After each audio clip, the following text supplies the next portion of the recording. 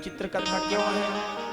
क्योंकि 5.5 वर्ष के बालक ने भगवान को हाथ बांधकर खड़े होने पर मजबूर कर दिया।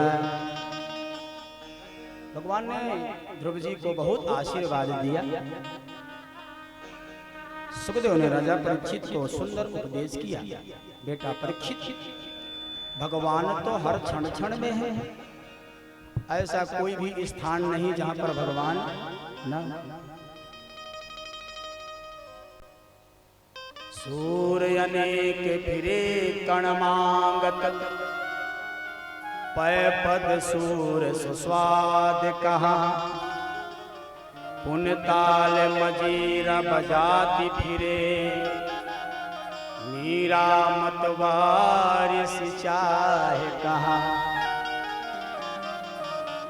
नरसिंह बसे हर खंभन में,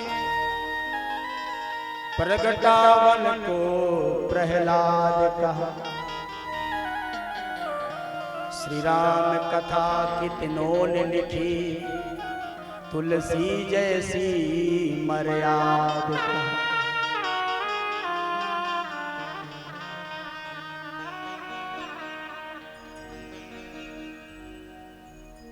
सुखदेव ने परीक्षित को पुरंजनोपाख्यान सुनाया। पुरंजनोपाख्यान सुनाकर यह बताया कि भैया व्यर्थ में जो हम जीव का बलिदान करते हैं, कहते हैं बकरा का बलिदान करते हैं, कहते हैं ना देवी को बकरा चढ़ता है। लोग 9 दिन तक व्रत रहते हैं नवरात्रि में, और दशहरा के दिन बकरे का बलिदान करते हैं, बोले देवी स्वीकार करती है। आज तक हमने किसी पुराण में ऐसा नहीं पढ़ा कि देवी कहती मुझे बकरा खिलाओ। अब वेद बड़ा परोक्षवादी है, वेद की भाषा को समझना तनिक कठिन है। इसीलिए जीवन में गुरु की आवश्यकता होती कि जो बात हमारे समझ में ना आए वो बात हमको गुरुजी ठीक ठीक समझाएं। अब देखिए, बकरे को क्या कहा गया है? बकरा अत्यंत कामी होता है, बकरा लंपट होता है, स्त्रैण होता है। बकरा माने काम, कामासक्ति माने। भगवती दुर्गा यह कहती है कि 9 दिन तक आपने व्रत किया, और व्रत करने के बाद भी आप जैसे के तैसे रह गए, तो व्रत करने का मतलब क्या है?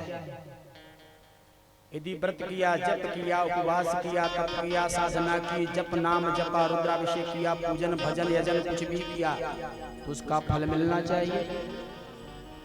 उसका फल कब मिलेगा? जब हम अपने आप को ठीक करेंगे। तो क्या कह रही है भगवती? भगवती कह रही है कि 9 दिन का व्रत करने के बाद अपने मोह रूपी बकरे का वध करो, काम रूपी बकरे का वध करो। स्त्रैण होकर के जो हम डोल रहे हैं बकरे की भांति, उस बकरे का, उस मोह का, उस मैं का वध करना है। बकरा कैसा बोलता है? मैं बोलता है ना।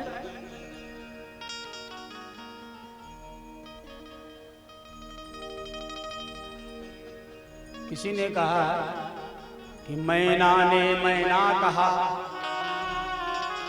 एक पक्षी है जिसका नाम है मैना। मैना ने मैना कहा,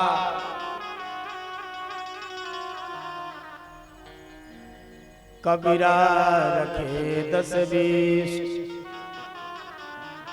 बकरा ने मैं कहा, याते कट गयो शीश। बकरा जहां भी बनता है मैं करता रहता है। मैं माने होता है अभिमान, माने भगवती का भजन पूजन करने के बाद हमें अपने अभिमान का बलिदान करना चाहिए, अपने अहंकार का बलिदान करना चाहिए। पर हम अहंकार का बलिदान तो करते नहीं, अहंकार के साथ में बकरे का बलिदान करते हैं। पुरंजनोपाख्यान सुनाई भगवान सुखदेव ने कि भैया किसी भी जीव का वध करना ठीक नहीं है। जिस भी जीव को हम मारते हैं और उसको हम खा जाते हैं, इसका मतलब यह हुआ कि शमशान से भी निंदनीय हमारा पेट है। ये पेट हमारा क्या बोले, कब्रिस्तान है, कब्रिस्तान। न जाने कितने बकरे कितने मुर्गा और कितने बोतल। हमारा पेट तो मधुशाला बन गया है, हमारा पेट कब्रिस्तान बन गया है, मांस और शराब का अड्डा। सुखदेव जी परीक्षित को यही बता रहे हैं, बेटा परीक्षित जीवन में किसी भी जीव को सताओ मत। कितना भी हम भागवत सुन लें, कितने बड़े बड़े यज्ञ कर ले, अनुष्ठान कर ले, कितना ही दान कर दे, कथा को मेरा निवेदन है हो सके तो थोड़ा सा उतारे जीवन में। मैं देखता हूँ लोग बाग लाखों लाख चंदा देते हैं, लाखों लाख, अच्छी बात है, चंदा देना चाहिए, लेकिन इसका मतलब ये नहीं कि हम चंदा दे करके गलत काम करेंगे तो पाप से बच जाएंगे। ध्यान रखिएगा, भगवान के पास दो फाइल बनती है, एक पाप वाली और दूसरी पुण्य वाली।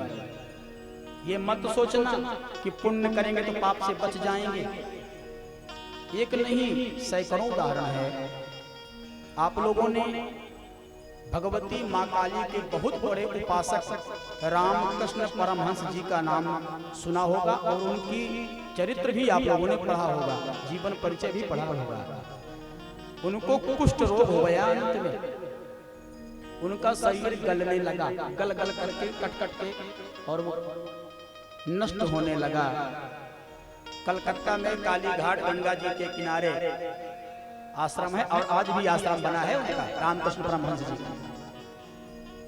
जब भगवती उनको दवा लगाने आती है, साक्षात काली परमहंस जी को दवा लगाने आती है, तो परमहंस जी कहते हैं, माँ तू तो जगत की माता है। कथा बड़ी सुंदर है, सुनिएगा। परमहंस जी कहते हैं, माँ तू तो जगत की माँ है, जगत जननी है, तू चाहे कि हमारा रोग सदा के लिए ठीक, तू मुझे ठीक क्यों नहीं कर देती? ये दवा लगाने बार बार लगाती मुझे बड़ी पीड़ा होती है। तो माता काली ने जो उत्तर दिया है वो हम सबको धारण करने लायक है। माँ काली ने मुस्कुरा करके परमहंस जी से कहा, बेटा मैं तेरे इस रोग को तो अभी तत्काल ठीक कर सकती हूँ, लेकिन जो तूने पूर्व में कर्म किया है, कर्म उसका फल तुझको भोगना पड़ेगा। आज मैं ठीक कर दूंगी तो इसका अगले जन्म में भोगना पड़ेगा, उसमें नहीं भोग पाया तो फिर अगले जन्म में। मैंने जब तक तू इसको भोग नहीं लेगा तब तक ये कर्म तेरा पीछा करता रहेगा। हमारे सारे कर्म हमारे साथ में ही चलते हैं, वो पुण्य हो अथवा पाप हो। सुखदेव जी ने दिव्य उपदेश किया, जड़ भरत जी की कथा सुनाई, अंतिमति सागति बताया है। ऋषभ देव जी महाराज के 100 बेटा, 100 में सबसे बड़े बेटे का नाम भरत, परम ज्ञानी है। घर बार छोड़ करके और गंडकी नदी के किनारे जाकर के आश्रम बनाया। क्यों? घर में रहेंगे तो भजन में मन नहीं लगेगा। कभी पोता आके गोद में बैठ जाएगा, कहीं पोती बैठ जाएगी, कहीं गाय भैंस, कहीं बेटा, कहीं बहू, कहीं खेत, कहीं नौकर चाकर। तो भरत जी ने सोचा कि मैं जंगल जाकर के भजन करूं। पहुंच गए, नदी के किनारे आश्रम बनाया, छोटा सा कुटिया बनाई और बढ़िया गौमुखी माला साथ में है, हाथ में है, और दिन भर भगवान का जाप करते। अच्छी बात, लेकिन एक विडंबना। विडंबना क्या हो गई?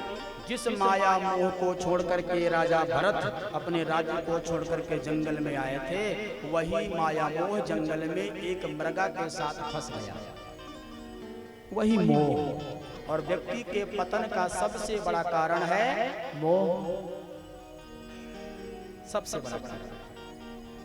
पुराणों में कहा गया है, अंते मति सागति, मृत्यु के समय पर, अंत समय पर जैसी हमारी मति होगी, जैसे हमारे विचार होंगे, उसी प्रकार का हमको जन्म प्राप्त हो जाता है।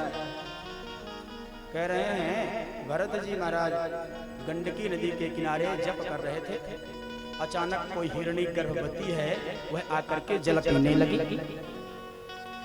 जल पी रही थी, तभी पीछे से कोई सिंह ने दहाड़ लगाया। स्वभाव से ही डरपोक हिरणी ने जैसे ही सिंह की आवाज कान में गई, हिरणी डर के मारे जल से छलांग मार करके उस पार जाना चाहती है। और तभी उस हिरणी के पेट से जो उसका गर्भस्थ बालक है वो प्रसव हो गया और प्रसव होकर के नदी में गिर गया। हिरणी तो कुछ दूर तक गई और प्रसव पीड़ा के कारण उसने अपने प्राणों को त्याग दिया, लेकिन वो मृग शावक बहने लगा। अब जैसे बहने लगा तो भरत जी ने देख लिया। अब मन में विचार है, मैं संत हूँ, यदि हमारे सामने बह जाएगा तो फिर हमारे संत होने का मतलब क्या है? संत का तो परम धर्म है बहते हुए को उबारना, डूबते हुए को उबारना, बिगड़े हुए को सही मार्ग दिखाना, यही तो संत का धर्म है।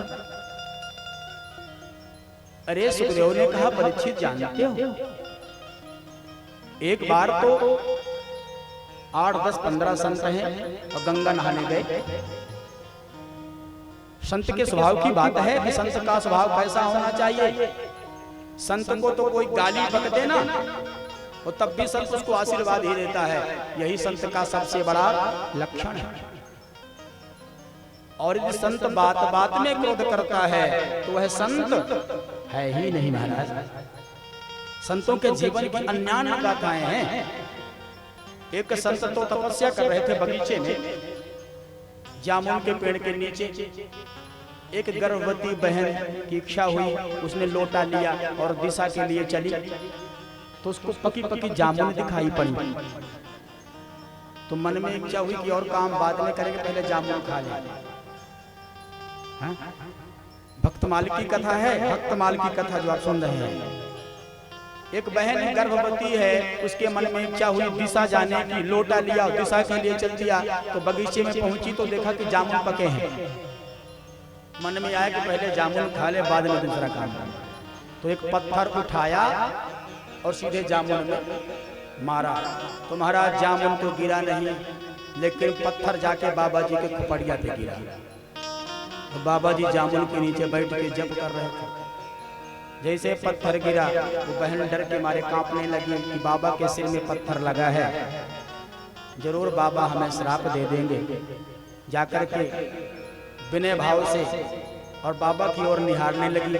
बाबा ने देखा ये तो कांप रही है भय के मारे, आशीर्वाद दे दिया, कोई बात नहीं पुत्री, तुझसे अपराध हो गया है, मैं तुझको वरदान देता हूँ कि तू पुत्रवती हो जाए। पत्थर लगने पर भी संत सामने वाले को आशीर्वाद देते हैं, वरदान देते हैं। गंगा नहा रहे थे संत जन, एक बिच्छू बह रहा था। तो संत ने कहा बिच्छू बह रहा है, ये बड़ी तेज धार है गंगा जी की, बिच्छू मर जाएगा। तो संत ने हाथ डाला और बिच्छू को हथेली में उठा लिया। बिच्छू को संत ने हाथ में उठाया तो बिच्छू का स्वभाव है डंक मारना। बिच्छू का स्वभाव है छेड़ने वाले को डंक मारना। बिच्छू ने डंक मारा, संत का हाथ कप गया, तो फिर से बिच्छू पानी में गिर गया और फिर से उठा लिया बाबा ने, फिर डंक मारा। तो बगल में खड़े हुए बाबा ने कहा, अरे महाराज ये बिच्छू बार बार डंक मारता है, छोड़ दीजिए, मरने दीजिए इसको, इसका मरना ही ठीक है। तो जो संत ने बात कही है ना, वो अनुकरण करने लगे। संत ने कहा, अरे बताओ ये 25-30 ग्राम का बिच्छू होगा, इसका स्वभाव है अपने छेड़ने वाले को डंक मारना। तो मैं जब जब इसको छूता हूं ये मुझे डंक मारता है, और मैं 60 किलो का बाबा हूं। इसका स्वभाव है डंक मारना और हमारा स्वभाव है बहते हुए को उबारना। जब ये 20 ग्राम का बिच्छू अपने स्वभाव को नहीं छोड़ सकता, तो मैं 60 किलो का बाबा अपने स्वभाव को कैसे छोड़ दूं? और अंत में संत ने उस बिच्छू को बाहर निकाला। इसी प्रकार भरत जी महाराज दौड़ करके गए, उस मृग शावक को उठा करके अपने आश्रम में ले आए, साथ में खेलने लगे। एक दिन की बात, वह मृगा अपने अन्य मृगों को देखा और उन्हीं की झुंड में जाकर के और बहुत दूर चला गया। भरत जी महाराज उदास हो गए, निराश हो गए। इतना मोह हो गया है उस मृगा से कि उनके उस मृगा के बिना भरत जी को कुछ भी अच्छा नहीं लगा। बीमार पड़ गए और अंत में मृगा का ही चिंतन करते हुए भरत जी ने अपने प्राण त्यागे। प्राण विसर्जन हुआ तो इनका अगला जन्म मृगा बन करके ही हुआ, मृगा बन करके आए। लेकिन इनको अपने पूर्व जन्म की सारी घटना याद है। इन्होंने मन में संकल्प किया कि अब इस जन्म में कोई गड़बड़ी नहीं करूंगा। क्यों? मन के मारे बन गए बन तज बस्ती माह, कहो कबीर मन लालची यह कहूँ ठहरत नाय। यह मन की गति अटपटी झटपट लखे न कोय, ज्यों मन की खटपट मिटे तो चटपट दर्शन हो। क्या किया? जंगल में लगी आग, सभी जीव जंगल को छोड़ करके चले गए, लेकिन भरत जी उसी आग में जल करके मृग होने से मुक्ति पा ली, शरीर को जला दिया, मृत्यु हो गई। अब तीसरा जन्म हुआ। एक अग्निहोत्री ब्राह्मण के घर में 2 पत्नियां हैं पंडित जी को, एक पत्नी के 8 बेटा, एक पत्नी का अकेला ये भरत। संयोग से इस तीसरे जन्म में भी इनका नाम भरत है। पिताजी ने इनका जनेऊ संस्कार किया, बोले बेटा गायत्री मंत्र याद कर ले। अब जरा भरत जी कैसे बताएं कि पिताजी मुझे तो सब कुछ याद है, मुझे 2 जन्मों की पूरी कथा भी अपनी याद है। लेकिन भरत जी ने कहा कि मैं पिताजी को आज गायत्री मंत्र सुना दूंगा तो कल कहेंगे अब तू भागवत तैयार कर ले, यजमानी कर और पैसा कमा के ला। मैं फिर से इस ग्रह कार्य में फंस जाऊंगा, इस सांसारिक जंजाल में, माया जाल में मैं फंस जाऊंगा। क्या किया? भरत जी ने पिताजी को गायत्री मंत्र भी नहीं सुनाया। पिताजी को क्रोध आ गया, उन्होंने कहा तू मूर्ख है। मूर्ख माने जड़, जड़ माने मूर्ख।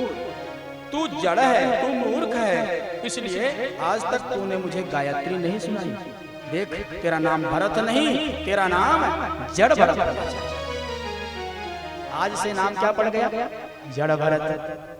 परंतु भरत जी को कोई प्रणाम कर ले तो बढ़िया, और बुराई कर ले तो डबल बढ़िया। भरत जी को इस बात का परम बोध हो गया है कि मैं शरीर नहीं हूं, मैं शरीर नहीं हूं। मैं क्या हूं? मैं उस ईश्वर का, उस अजर अमर ईश्वर का मैं अविनाशी तत्व हूं। न जायते म्रियते वा कदाचिन नायं भूत्वा भविता वा न भूयः अजो नित्यः शाश्वतोऽयं पुराणो न हन्यते हन्यमाने शरीर। भरत जी को पता चल गया कि मैं शरीर नहीं हूं, मैं आत्मा हूं।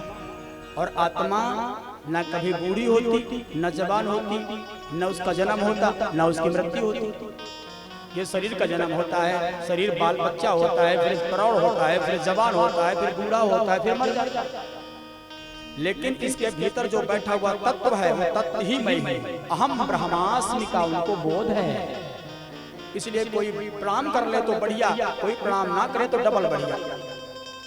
किसको प्रणाम किया? शरीर को। तो ये तो मैं हूं ही नहीं। सुंदर घटना घटी। आज भाइयों ने भरत जी को, जड़ भरत जी को खेत में ले गए, बोले देख धान बो दिया है हमने, देख चिड़िया धान को खाने ना पाए, चिड़ियों को उड़ाते रहना। भाई तो चले गए। अब जड़ भरत जी महाराज बैठे हैं, चिड़िया आई धान चुगने लगी, और भरत जी मन ही मन मुस्कुरा रहे थे। बाहर परमात्मा तेरी कैसी लीला है, तू सबका ध्यान रखता है। हाँ? तू सबका, चिड़ियों के पास अपने तो कोई खेती नहीं रही। और भरत जी तो बैठे बैठे मगन हो गए कि राम जी की चिड़िया, राम जी का